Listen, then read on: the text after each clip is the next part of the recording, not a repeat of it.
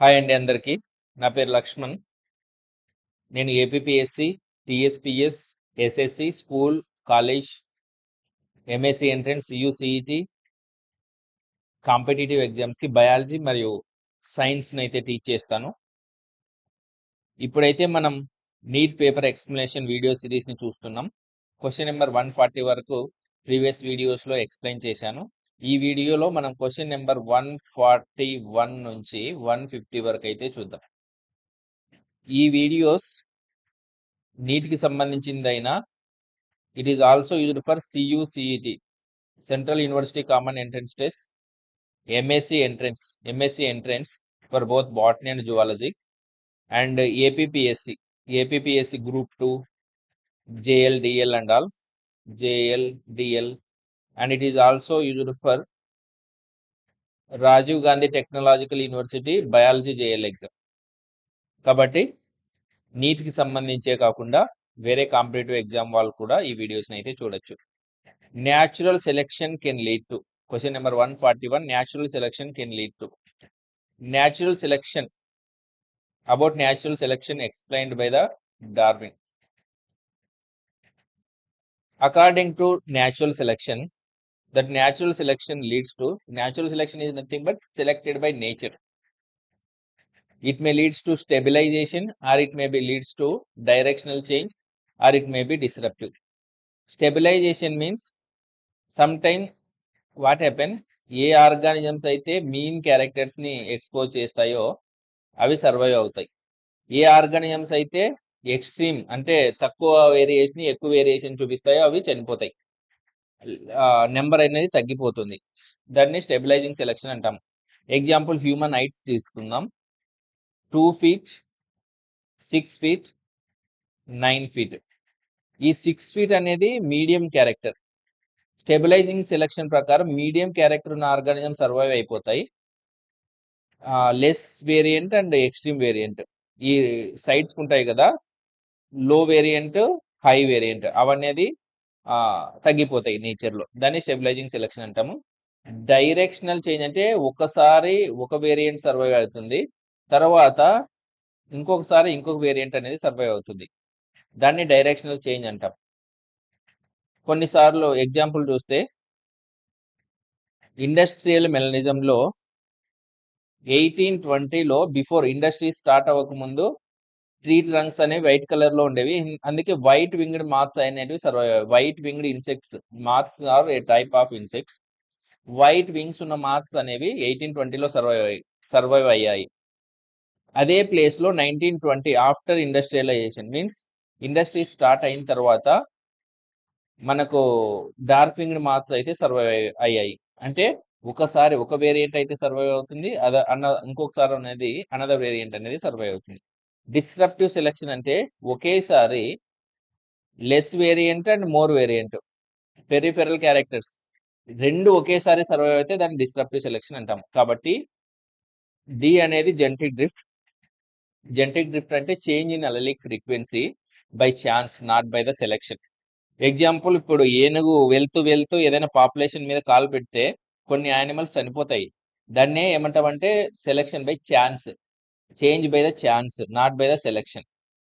Genetic drift అంటాము. అది genetic drift అనేది different word. Stabilisation, directional change and disruptive. కాబట్టి option 2 is our answer. Next question number 142, the method of directly injecting sperm into ovum in assisted reproductive technologies.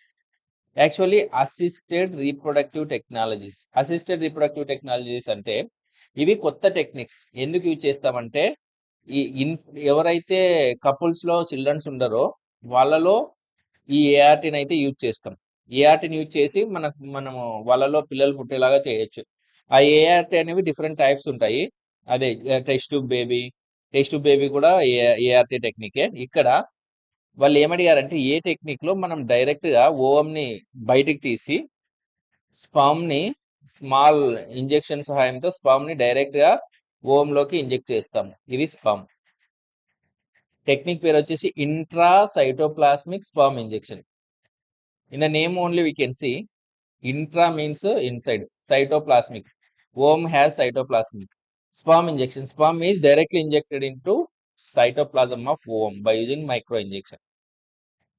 143. Which of the following structure is not a part of male reproductive system? Rete testis. Male reproductive system contain rete testis. ఇది testis లో మనకు చిన్న tubules అయితే ఉంటాయి. ఈ tubules ని rete testis అంటాము. Rete testis, this is part of male. Epididymis. Rete testis open into vasa efferentia. ఈ వ్యాసా ఎఫరెన్షియా అనేది ఎపిడైమిస్ లో ఓపెన్ అవుతుంది. ఈ ఎపిడైమిస్ ఇదే ఎపిడైమిస్. ఎపిడైమిస్ అనేది మనకు వాయాస్ డెఫరెన్స్ లో ఓపెన్ అవుతుంది. ఇది ఎపిడిడైమిస్. కాబట్టి epididymis also part of male reproductive system. Vyasa efferentia ఇక్కడ ఉంది కదా, వ్యాస ఎఫరెన్షియా కూడా మేల్ రిప్రొడక్టివ్ సిస్టమ్. ఇక్కడ ఇన్ఫండిబులం అని ఇచ్చారు. ఫీమేల్ రిప్రొడక్టివ్ సిస్టమ్ లో చూస్తే ఓవిడక్ట్ లో 3 పార్ట్స్ ఉంటాయి. ఓవిడక్ట్ ఇది ఓవరీ. ఈ ఓవిడక్ట్స్ లో 3 పార్ట్స్ ఉంటాయి. ఇన్ఫండిబులం, యాంఫుల్లా, ఇస్తమస్, ఇలా 3 పార్ట్స్ అయితే ఉంటాయి. ఇన్ఫండిబులం అనేది ఓవిడక్ట్ లో ఒక పార్ట్, ఫీమేల్ రిప్రొడక్టివ్ సిస్టమ్ లో part, not the male reproductive system. కాబట్టి ఫస్ట్ 3 వచ్చేసి male reproductive parts, last 4th one female reproductive part. Hence option 4 is our answer. Question number 144. Arrange the following in descending order of number of species in Amazon rainforest.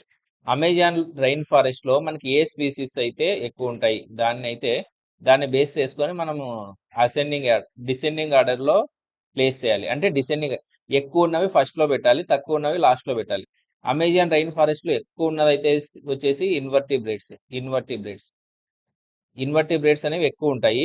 And second ఎక్కువ ఉన్నవి వచ్చేసి plants, third ఎక్కువ ఉన్నవి వచ్చేసి fishes, fourth ఎక్కువ ఉన్న వచ్చేసి birds, ఆ తర్వాత మ్యామల్స్ చూడొచ్చు. ఒకసారి మీరు ఇది చూడొచ్చు. 1,25,000 ఇన్వర్టిబ్రేట్స్ ఫస్ట్. సెకండ్ వచ్చేసి plants, number of plant species 10,000. Third వచ్చేసి బర్డ్స్ 1,300. థర్డ్ వచ్చేసి ఫిషెస్ 3,000. ఫోర్త్ వచ్చేసి బర్డ్స్. తర్వాత మ్యామల్స్ వచ్చేసి ఓన్లీ 427 ఉంటాయి. 427. కాబట్టి option 2 is our answer. Question number 145. Ovulation అంటే release of ovum. Ovum release అవ్వడాన్ని ఓవరీ నుంచి ఓవులేషన్ అంటాం. ఇది ఓవరీ. ఫీమేల్ బాడీలో ఏమవుతుందంటే మెన్స్ట్రువల్ సైకిల్లో 14th డే రోజు ఓవం అయితే రిలీజ్ అవుతుంది. దాన్ని ఓవులేషన్ అంటాము. ఆ ఓవం రిలీజ్ అవ్వడానికి కారణం వచ్చేసి LH అనే hormone. Ovulation is caused by LH surge leading to rupture of Graafian follicle. గ్రాఫియన్ follicle ఉంటుంది ఓవరీలో. ఆ గ్రాఫియన్ ఫాలికల్ రప్చర్ అవ్వడం వల్ల ఓవులేషన్ అయితే జరుగుతుంది. స్టేట్మెంట్ 1 వచ్చేసి కరెక్ట్.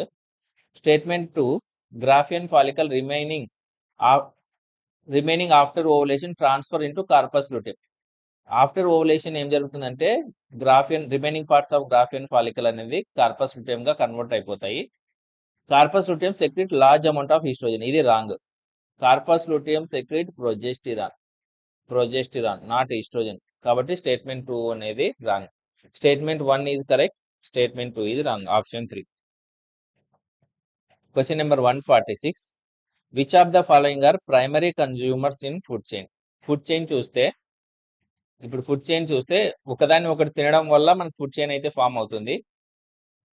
ప్రైమరీ ప్రొడ్యూసర్స్ వచ్చేసి ప్లాంట్స్, గ్రాస్, ట్రీస్, అవి primary producers.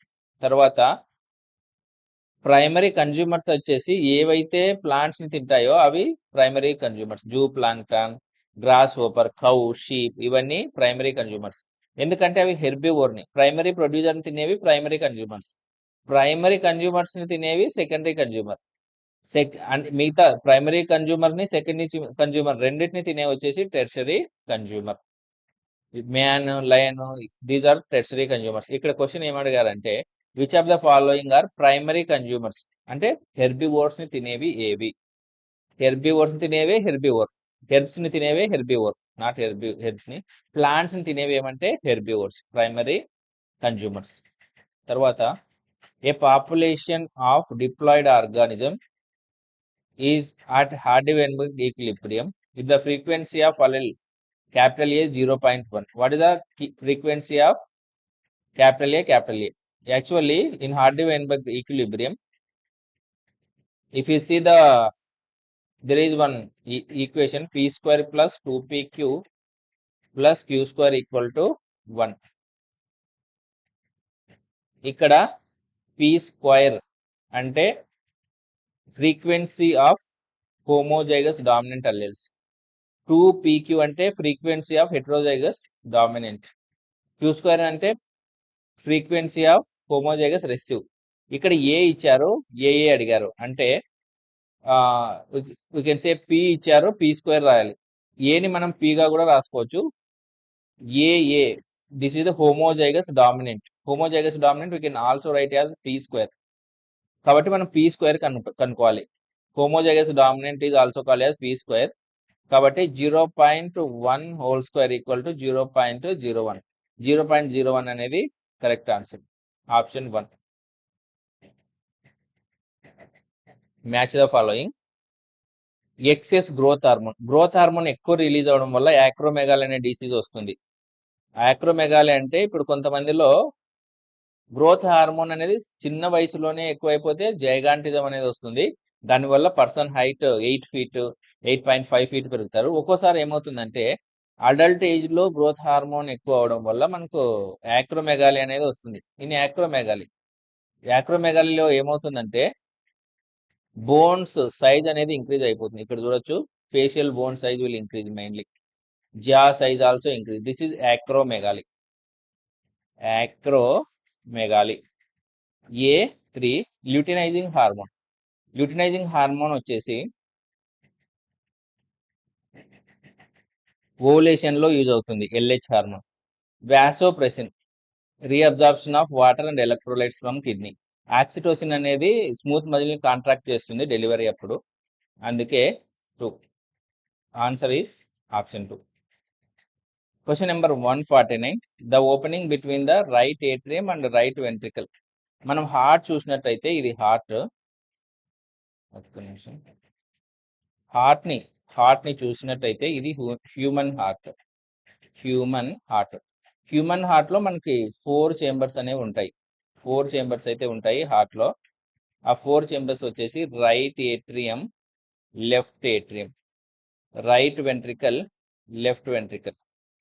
There is a valve in between the right atrium and right ventricle, that is called tricuspid valve. Tricuspid valve. In between the left atrium and left ventricle, there is a bicuspid valve. Bicuspid valve. Bicuspid valve also called as mitral valve. Hence, in between the right atrium and right ventricle. Right atrium and right ventricle, tricuspid valve. కాబట్టి ఇక్కడ answer tricuspid valve. 150. Sponges exchange oxygen and carbon dioxide by. Sponges అంటే ఈ lower animals which belongs to phylum Porifera. ఇవనేవి sea water లో ఉంటాయి. All animals are present in sea water except few. Spongilla is present in fresh water. Majority, not all, majority of sponges lives in marine water. There is no nose for the exchange of gases. How they will exchange the gases? By the diffusion. Simple diffusion over entire body surface. Oxygen enter into the body, by diffusion carbon dioxide is released from the body. 150, option 1 is correct answer. Okay, next video series లో మిగతావైతే చూద్దాం.